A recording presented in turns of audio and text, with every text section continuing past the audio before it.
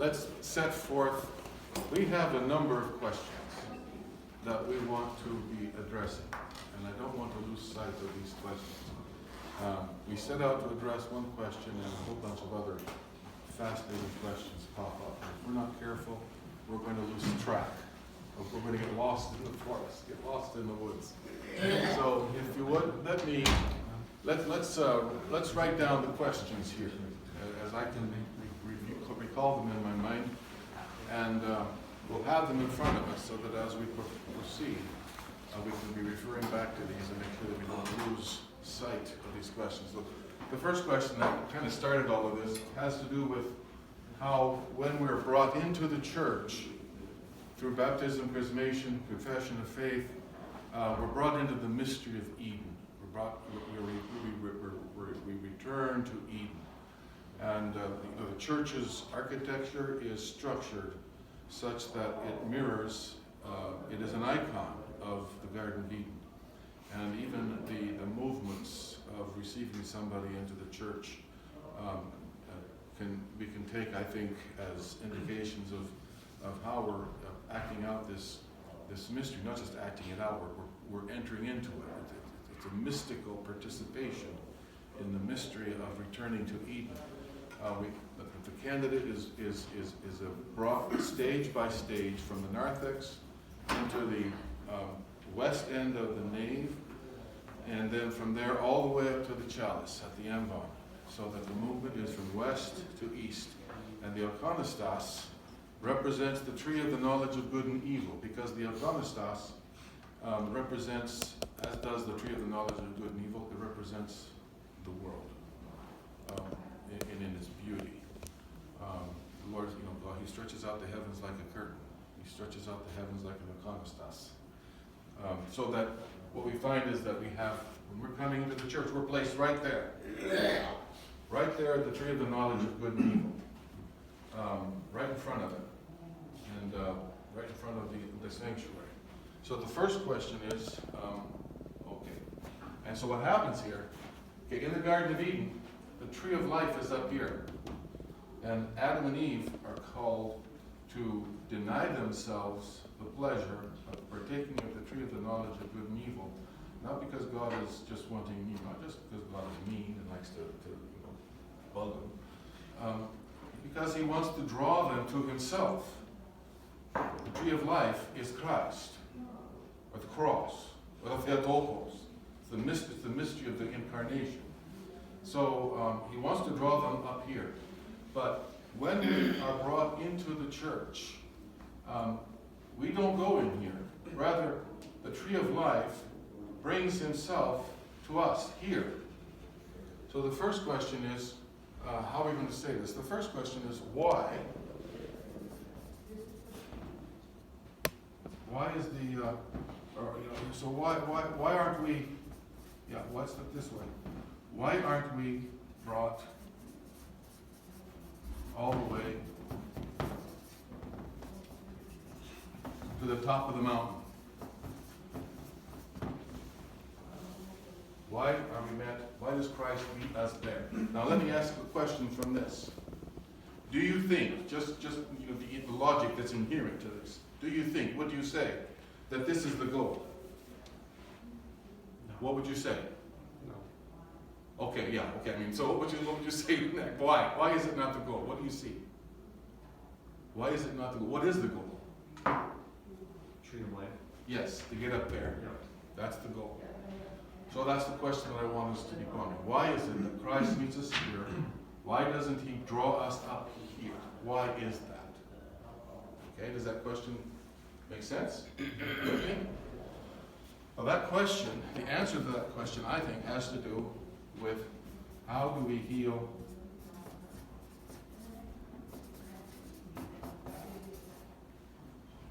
how do we heal our will? And that has to do with what Ephraim the Syrian says, that what Eve had to master, in other words, what tripped her up wasn't the serpent, wasn't the tree of the knowledge of good and evil.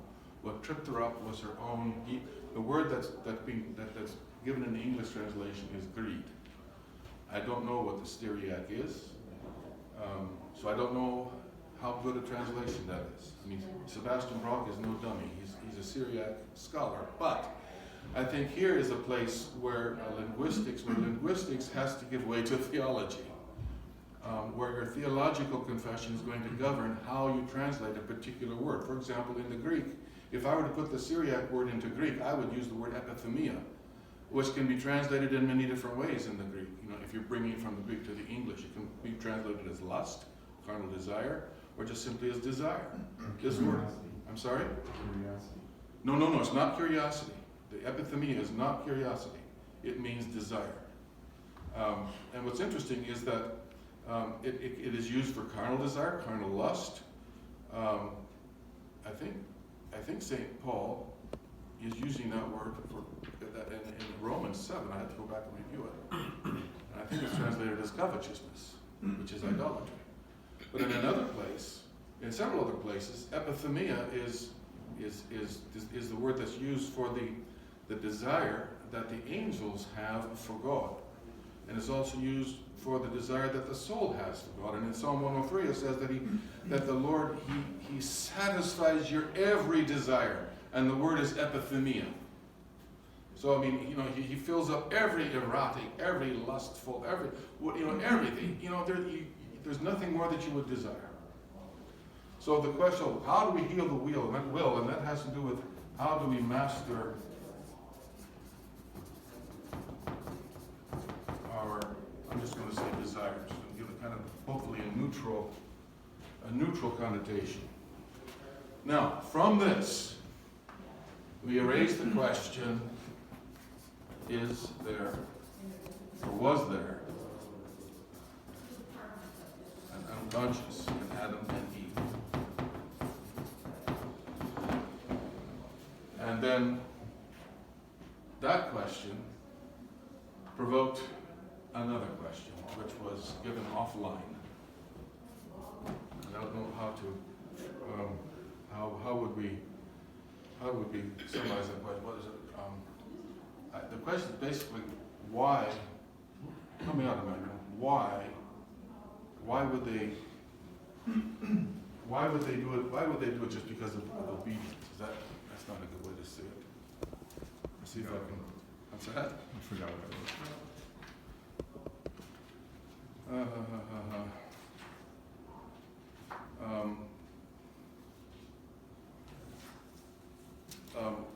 why would they do it just because Okay. he said so, right? Yeah, okay. Is that fair? Why would they do it just because he said so? I mean, that's... Who said because God said so? Why would they be obedient? Why would they deny themselves the tree of the knowledge of good and evil just because God tells them to, when they can't see the tree of life? Is that it? Mm-hmm. Which I think is a very provocative question. It opens up to a most fascinating insight into the underlying mystery that's underlying all of this. Why would they just because God said so?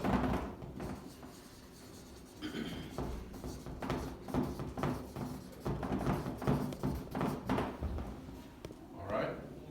Those are the questions I think that we have in front of us. But they're all questions. They're all questions. And I guess the fact that there's a question to me is sort of the center of the issue. There's 4 questions. I don't care how many, you can have 1,000 questions. When you have a question, you have curiosity. You're asking yourself, is this, what Okay, is but this? curiosity is a different thing from desire. I'm not going to concede your point. I'm not going to. Okay. That's not to say that there was not curiosity. But I'm just- curiosity is something different from desire. But let me just say this, Father, what started first? The desire or the curiosity? Well, I'm going with the Holy Fathers. They don't talk about curiosity. They talk about desire. Okay. You might say Desire is probably like, I don't know what to say. I'm just saying that the desire started from somewhere, from something. It was a little seed that. yes, but it did start from curiosity. I will not concede that point. Tim. I mean, for me too, I think it's important to remember that they had some kind of direct noetic access to God, which we do not have. So to me, your questions are really interesting, and I think they're. So your questions, by the way. Oh, Your questions. I think that they're complicated.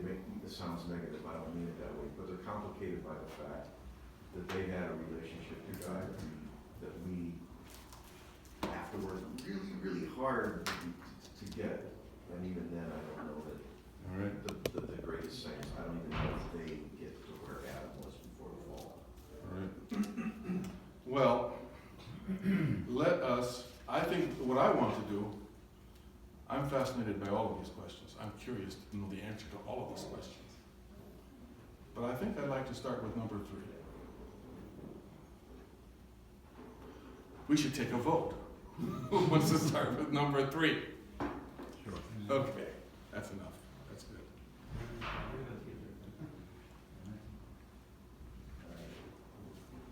I'm going to go to St. Nikita Stilitas. We'll just read this and see what happens. This is from his work on spiritual knowledge. God is intellect. The word is nous. And transcends the creatures that in his wisdom he has created. Yet he also changelessly begets the Logos as their dwelling place. Now don't listen close. He's their dwelling place. And as Scripture says, sends the Holy Spirit to endow them with power. He is thus both outside everything and within everything. Similarly, man participates in the divine nature, and according to his spiritual self, that is to say, as a spiritual, incorporeal, and immortal soul, is an image of God. So I want you to note how the spiritual self, he actually talks about 2 selves. There's a spiritual self, and then there's the visible self. There's a visible self. I think maybe, I don't know, would that correlate to the ego? And there's a spiritual self. And the spiritual self, I wish I could find the Greek, because, sometimes the Greek, you don't know exactly. I mean, sometimes you're worried that we're importing into the ancient Greeks our own concepts. And so it's good to know, it would be good to know what the Greek is here, so that we don't read this as a Sigmund Freud would read it. Call it a persona. What's that? They might call it a persona. A persona? A persona. Okay, no, this would not be persona. No. I know that for sure. Because persona, is from the Latin, it refers to the mask, right? The sounding, persona, sounding through. And so it refers to the outward, visible aspect that is, in Freudian terms, conscious. The spiritual self is the hidden self. And if we're going to import any kind of term for it, I would use the dogmatic term of hypostasis. In other words, that which stands underneath. Do you get the difference? The persona is what's outside, and we all have all kinds of personas, persons. It's interesting that in the West, this is the word that has come to be used for the individual, the person, the persona. So it's referring to your outward, visible, conscious, self, your phenomenal self. Whereas in the East, the term for person would be hypostasis, which would refer to the irreducible core that is you and not somebody else, and that doesn't change. I mean, you're always you. I mean, a person can change. You change one person for another person, one mask for another mask. Different situations, you're a different person. But the hypostasis is who you really are always. It never changes. Okay, so the spiritual self, whatever that word is in Greek, is that is to say, a spiritual, incorporeal, and immortal soul, is an image of God and possesses an intellect which naturally begets consciousness from its essence. Do you get it? Now, if we could, let me get a piece of blank paper here. Let's map out. Let's map out, let's say, the modern understanding of the conscious and the unconscious, and then let's compare it to the picture that is mapped out by St. Nikita Patriarch. We have the unconscious. And what would you say is the relationship? Now, Myron is a psychiatrist, so he's going to be our adjudicator here, whatever you call it, the parliamentarian. So watch your answer, because he knows the stuff.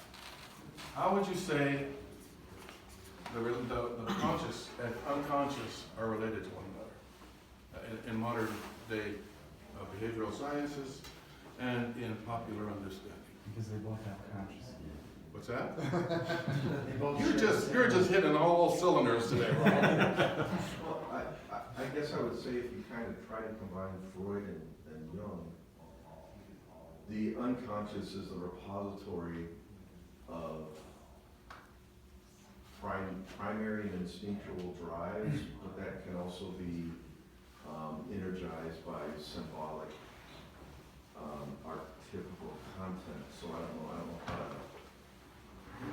It's that part, it informs consciousness, but it also is hidden It's also from self-awareness because of, Okay, let's start with this.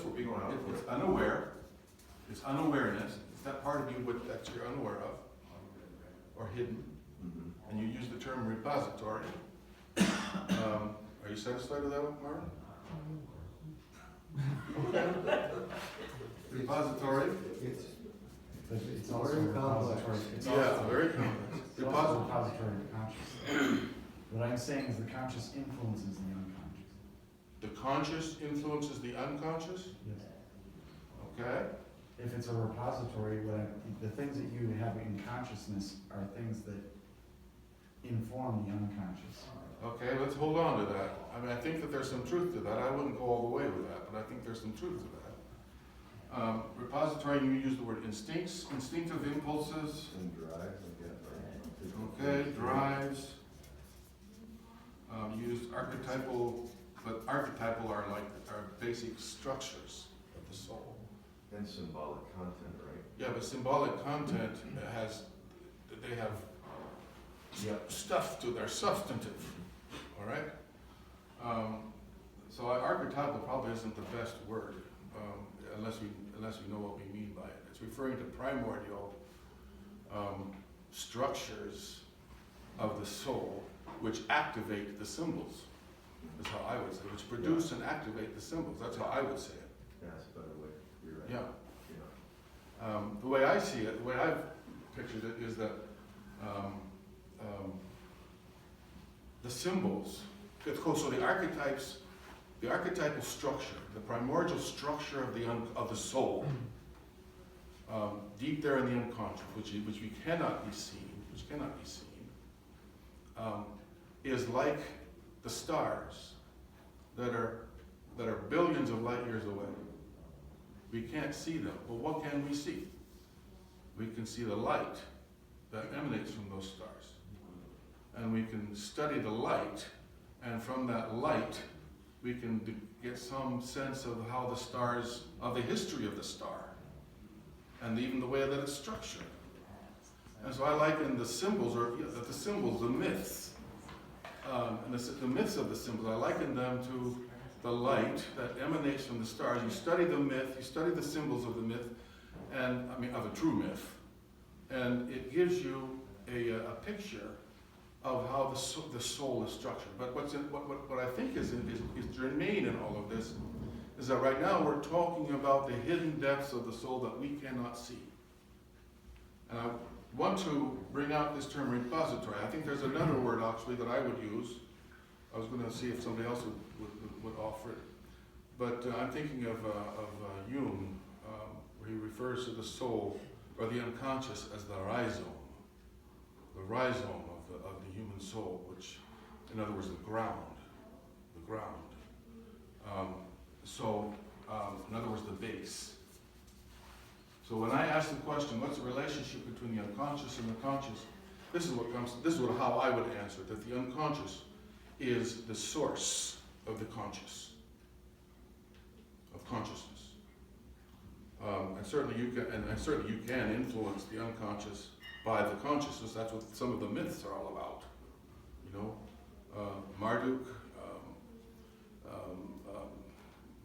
Marduk, the Babylonian god, and other gods like him, you know, taming Tiamat and Apsu. Tiamat and Apsu are the primordial gods, god and goddess. They're the waters, the sweet waters, the bitter waters. You could say that they are the unconscious. And Tiamat is the driving force of the unconscious. And she and Apsu produce all of these gods and goddesses, and the world comes out of them. And then and Marduk is actually several generations later. Marduk, who would be a symbol of consciousness, is several generations later.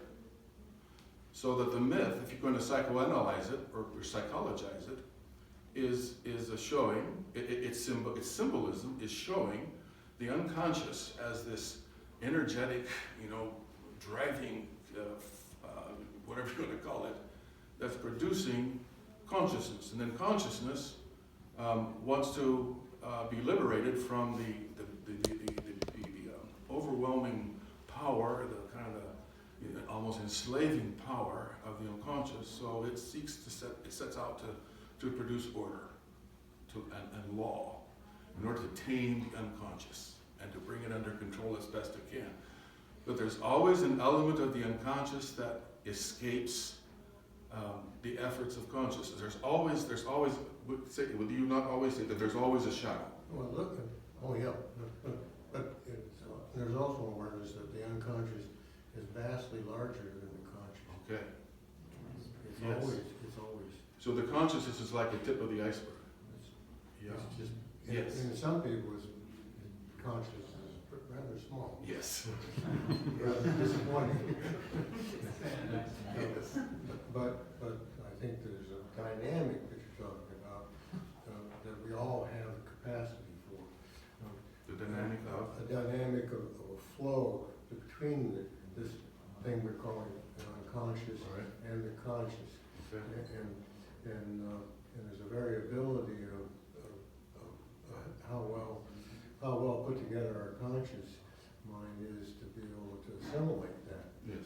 To be able to comprehend it and not be taken over. Okay. And would you say that that's somewhat the work of the behavioral sciences, is to facilitate the cooperation of the conscious with the unconscious? Well, I see it as something that we all have an agenda to do, But that's specific but purpose. the behavioral science folks got into the business of trying to develop that with their techniques to be recognizing that there really is a soul, there really is an unconscious. Yes.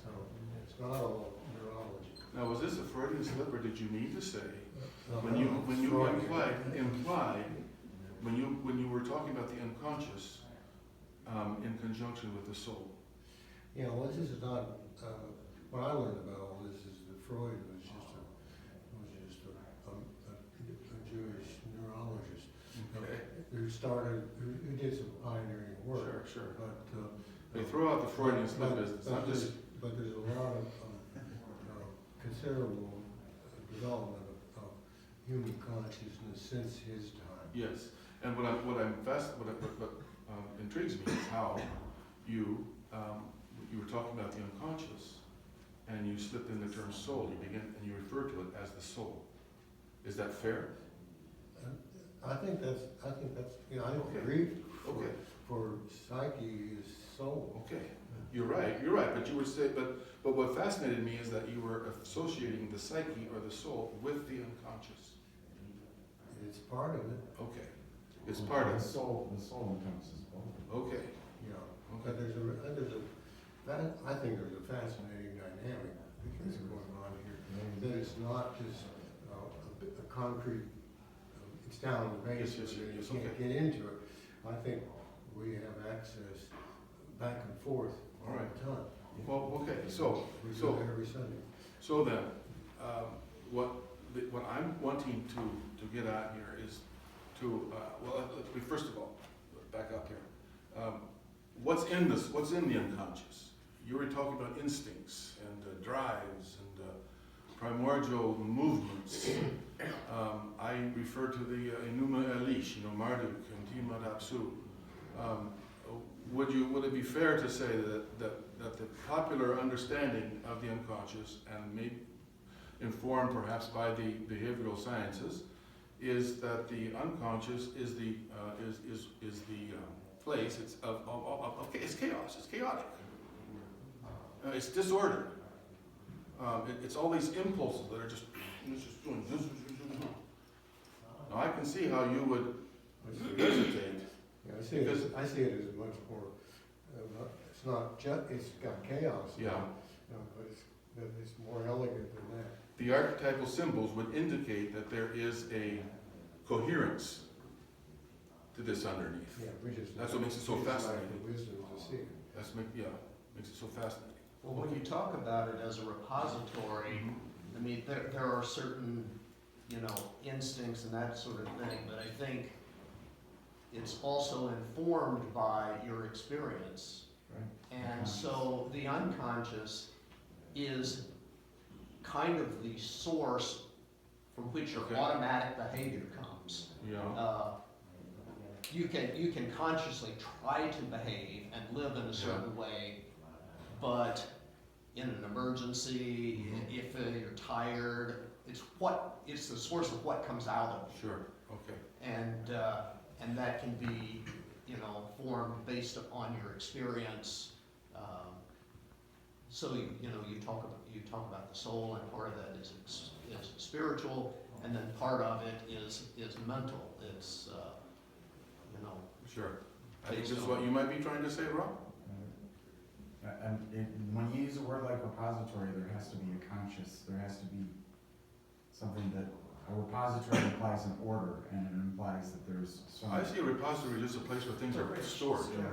I know, but what I'm saying is there's a place where things are stored. And so they have What to I'm be- getting at is it's not just chaos, there's something that's there, there has to be some order around it. And it has to come from someplace. And to me, what I hear you saying, there's an unconsciousness which is disorder, which has disorder, which Myron is, and I agree with Myron, I would argue that disorder is our inability to understand what's there. And then there's order, which is, that's what our conscious mind, that's what Marmaduke wanted to do. Marmaduke, okay. Yeah, sorry. Yes, Okay. Tim? Well, I think empirical psychology talks about subcognitive processes. And to my way of thinking, that's different. So the advances since Freud, to me, that's quite different than what has informed popular culture, and maybe for the purpose of our discussion, the idea of the unconscious, because when I think of the unconscious, it's expressed in dreams. At least for Freud, and I don't know enough about Jung's view of Oh, dreams. yes, very much so for you. So for Freud, we are a bundle of id when we're born. And sex has no natural object for Freud. I know he developed a different theory, but, so when you say whoever says repository of that, it's just that basic layer that, I don't know how else to put it, serves as the structure, grounding for Yes, for all the directional energies that develop. Okay, you see, I'm not altogether happy with the term repository. I would not argue that the unconscious serves as a repository. But the term repository is not primal enough for me. Okay. I feel that behavioral sciences regard the unconscious as the primal source of the conscious. That the consciousness evolves or grows out of the unconscious. And from that psychological model that they go and they study the the movement or the development of psyche, through the ages from just myth or religious ritual that's just kind of blind and just following these, or like you referred to the Dionysian the orgies, they're just kind of just following the impulses of the soul. Here's a better word, Bob. Okay. Sorry, Google is always our friend. Accumulation. To me, that's the same as repository. But an accumulation can be, you look at the word for repository here, the word order is almost in every definition of it. Okay, so we'll So use what I'm accumulation. saying is that an accumulation does Repository. not imply an order, it's just, stuff just got thrown there. It's Okay. just there and it's. All right, no, that's fine, but my issue is that the repository is not the primordial unconscious. That for the behavioral sciences, the unconscious is the source of the conscious. That's my point. Now, from that, let me, I'll read, if I can find it here. In his autobiography, Carl Jung shared one of the big dreams he had when he was young. When Jung was young, he had a big dream. So I'm quoting from Philip Sherrard, Lineaments of the Sacred Tradition. In this dream, Jung found himself in a two-story house. A two-story house. You know the dream? No, I just know what story he was in. You know what? I know what story he was in. Did you have this dream yourself? I just know where it's going. Are you descended from Carl Jung or something? Go ahead. You want to tell us where you think it's going to go, just to see if you're right? Yeah. No, just finish it. He first descended. Oh, he was on the upper floor. Exactly. They always are on the upper floor. Okay, but now listen to what's going to happen. He first descended to the ground floor. So he was up here. Let's say that this was Rob. Going down. No, Rob's usually in the basement. Oh, if he's not in the doghouse. Yeah, exactly. And then to the cellar. He went to the ground floor and then to the cellar. So we got three. So he went down underneath the ground floor. And finally, this gets fascinating, finally down into a cave. So he went even farther down into a cave, cut out in the rock beneath the house, where there were 2 human skulls lying among scattered bones and broken pottery. That was the dream. Now, what sense you going to make of it? Now, I feel that the soul does not lie. So I take the dream I take it seriously, that the dream is telling us something. But the question becomes, how are you going to interpret it, and by what method are you going to interpret it? What school of thought are you going to use to interpret it? Yes, Tim? The only thing that's always puzzled me about that dream, and it comes up in his red book, how is he not tainted in this by archetypes of the resurrection and the fall? How is he not tainted? In other words, how does he know that his very thinking about this isn't guided by the archetype of the fall and the resurrection? You mean unconsciously? Yeah, exactly. That's been activated for him. He just doesn't recognize it. Oh boy, I can think of an answer, but it's kind of a complex one. Do you have a response? Well, I think it's important to understand how you work with dreams, Mm-hmm. because we can speculate from our associations what we think might be going on in Jung's mind. But if you were working with, if Jung was sitting here and we were able to talk to him, we would ask him his associations to the imagery that he saw. Because you'll get much closer to the answer than our ideas may be Right. valid, but some of them may be Right. totally incorrect. Probably most of them incorrect. Well, this continues. Because we project on Sure. Jung what he might have been, and we may look and say, well, these symbols of caves mean this, Yeah. and and that, and statistically, 99% of people And that's what popular see that psychology as says. a cigar, and, you know, but we were wrong. We're wrong unless we talk to Jung himself. Because you need to- And his explanation, Well, you know what? what he learned from this. We can put Jung in the chair, We could. and he's going to talk. He interpreted the dream. And now this is Jung Okay. as a kind of structural diagram of the human psyche. The upper floor where he first found himself represented consciousness. The ground floor stood for the first level of the unconscious. So this might be the repository, the accumulatory closet that we're talking about. While the cave itself was the world of the primitive man in every human being. Now, What was the third one? Yeah, there was well, that would be the origin, you know, the origin of everything. This quote. Why stop with 4? Let's go 5. Let's go 6. Well, that's because that was his dream was. He just, I'm just, What's with the skulls? Yeah. the skulls. that's primal. It's, I guess. I mean, That's it where you honestly kill each other. it doesn't explain. it's. It doesn't explain. And actually, for our purposes, that's not necessary. We don't need it. Jung rejected the Christian idea that human consciousness has its roots in the divine, and that it has become obscure because of his choice to immerse himself in earthly and animal existence. Well, I want to stop right there. I don't want to continue because I want to come back to St. Nikita. And I want now to draw a picture of the soul that we hear in the St. Nikita, who was the biographer of St. Simeon, the Nuclear theologian. So he lived in the 11th century. He was born and died in the 11th century. So let me read this again. And as I read, listen closely and see what picture is drawn in your mind as far as the structure.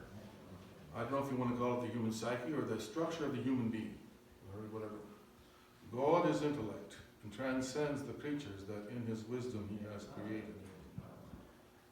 Yet he also changelessly begets the Logos as their dwelling place. I think that's important. And as Scripture says, sends the Holy Spirit to endow them with power. He is thus both outside everything and within everything. Similarly, man participates in the divine nature according to his spiritual self, the inward irreducible core. That is to say, as a spiritual, incorporeal, and immortal soul. So man, as a spiritual self, is an image of God. And therefore, you're going to see in man the same processes that you see in the divine Trinity. He's an image of God and possesses an intellect which naturally begets consciousness from its essence. And by virtue of all this, he maintains the power of the body. He is thus both outside matter and visible things, and within them. And just as the Father who created man is inseparable from the other two hypostases, that's the word for person or for self, that is from the Logos and the Spirit, so man's soul is indivisible from his intellect and his consciousness, for they are of one nature and essence uncircumscribed by the bodies. That means it's in the body but outside the body. What picture is drawn in your mind? He's talking about the Father. So in the human composite, what would correspond to the Father? You The catch it? mind? Yes, or the intellect. The nous. They're translating a nous as intellect. And by that, Callistos Ware and the other translators are trying to express that the nous, which can also be translated as mind, is deeper than it has a very precise theological meaning in the Christian faith. And it basically it means that it's the source of the knowing will, I think you could say. Okay, so it's the intellect. And then we have in his wisdom he has created. He transcends the creatures that in his wisdom he has created. Yet he also changelessly begets the Logos as their dwelling place. So we have the Logos, and what would you say is the, actually, I'm sorry, before we even get to that, there's this intellect is actually, that he actually does not use the word intellect here, does he? Not until later. Like I don't see him using the word intellect at all in this paragraph. So that means that we have to find another with the word that he's using to correspond to the Father. Okay, so let me read it again. Similarly, man participates in the divine nature, and according to his spiritual self, that is to say, as a spiritual, incorporeal, and immortal soul, is an image of God. Well, here's the word intellect. And possesses an intellect which naturally begets consciousness. Boy, that's deep, in my opinion. What do you hear? What do you see? What pictures being going in your mind? What I see in this thing is that there's a set of mental mechanisms that we have that allow us to function daily. And those mental mechanisms, some of them are very simple things like we don't put our hand on the fire. They're practical, just living skills. Some of them are quite elegant because they're based on behavioral interactions and socialization. And so I think that I'm trying to understand if that's what they're talking about, a logos, being a collection of mechanisms, complex as it is, that enables us to live in this cosmos, this world that we live in. And it's also influenced by these other sources. All right. Some people, I think, they're spiritually developed people. All right. They have a much greater capacity to have infusion influenced by the divine. All right. But other people have zero, I think. All right. I'm getting a bit nervous here because I don't know that I'm up to the task of unpacking this. But let me ask you this. Isn't it pretty clear what it says? To me, it's saying that God is consciousness. If I read that again, All right. read it a couple times, that's what I'm hearing. That God, so this, that God The is. consciousness comes from God. It is God who All right. gives, who gives us, All right. what's that? Well, no, I think that this What verse is it? there- God, you just said God is everything. So, Tim? to me, yeah. Well, I don't know where you're ultimately gonna go with this, but as you're talking, I'm wondering, if in the background there is an intellect, will, and passion. All right. Well, let's follow Rob's lead and let's just read the text Okay. again. God is intellect and transcends the creatures that in his wisdom he has created. Yet he also changelessly begets the Logos as their dwelling place. The Logos. Tell me what or who the Logos is. Jesus. Jesus Christ.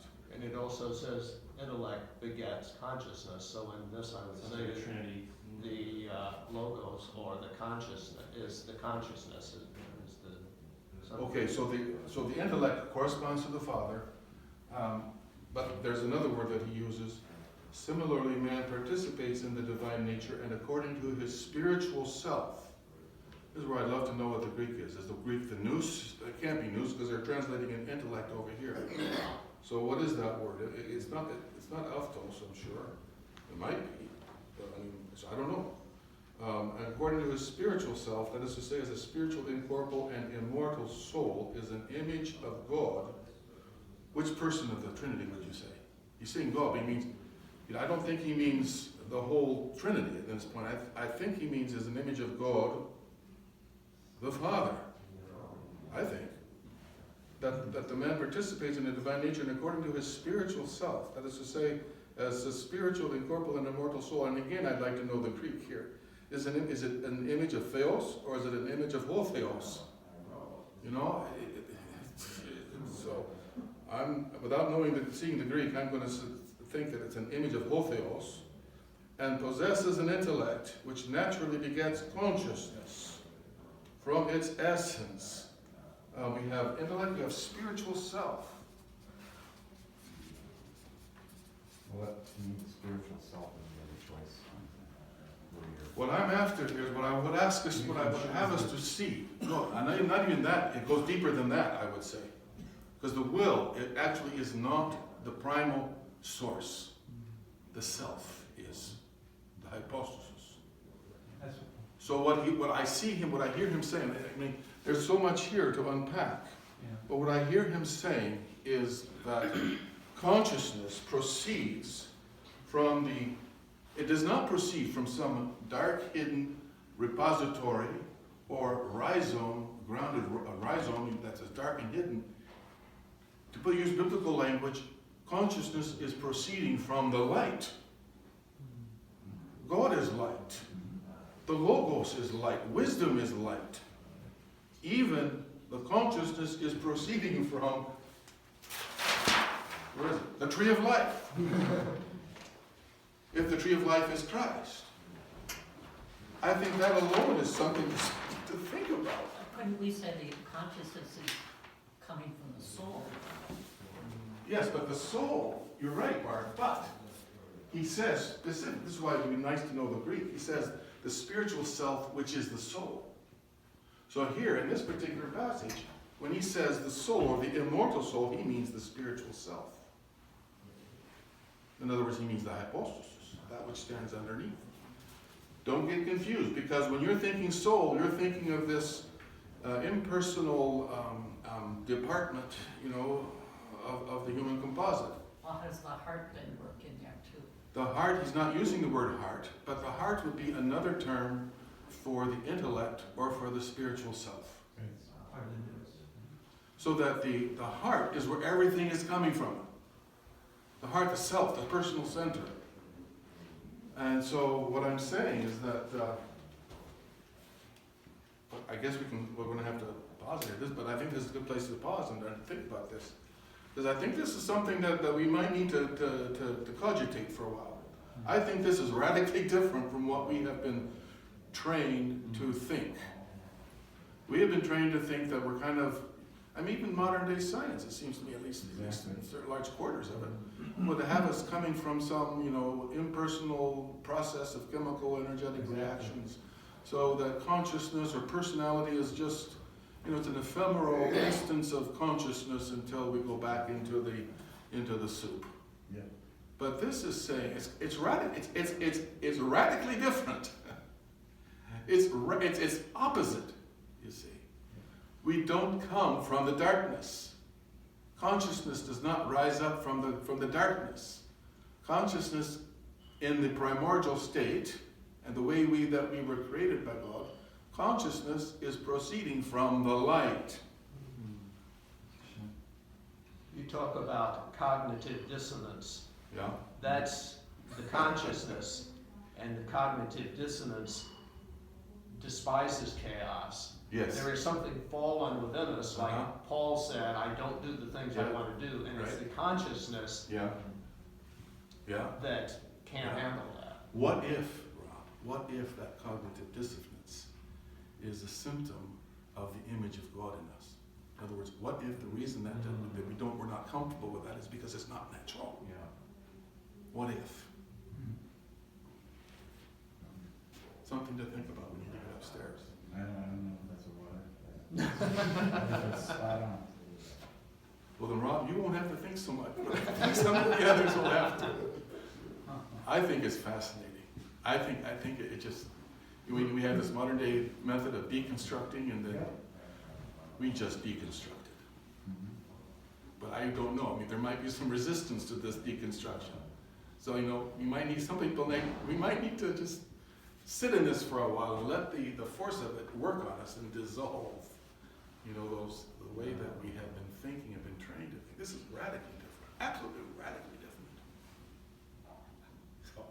What you may find out is, just throwing this in for reflection, is that with this fascinating discussion, you may find yourself having dreams about your election.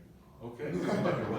About your talk. About your, what you So, said. you mean me personally or all of us? Well, anybody in the room. Oh, so let's start paying All of attention us, to it. we made, we made this, we made this. We have a professional analyst here. And they discover you have another component here that you'll discover is that your mind and your person in response to being stimulated Yes. by this, Yes, it goes to, yes, it's one of its resources, which is the dream world. sure, It tries to help you, sure, tell you something about okay, what this is all all about. right, that's good. Your source of your answers may not be from intellect, Yeah. but maybe from a dream. Yeah, yeah. I think we'll wind up in a different cave than knowing these. Well, actually, I quoted from Philip Sherrard, and he quotes from Demetrius Stenoi, who was like the most brilliant theologian in the 20th century. Father Meindorf, my mentor, loved him, looked up to him. He was Romanian, from Romania. And he has a similar, he didn't read Jung, but he had a similar discourse on the soul. And, you know, I have it here, but I'm not going to read it, just summarize it. For him, he's pointing out how, in the Christian understanding, we descend.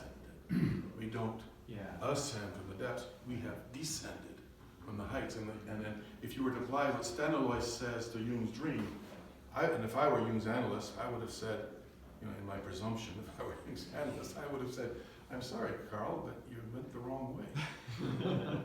This dream is telling you where you have come, where you have gone. It's not telling you where you came from. You came from up here. Okay, well, something to think about.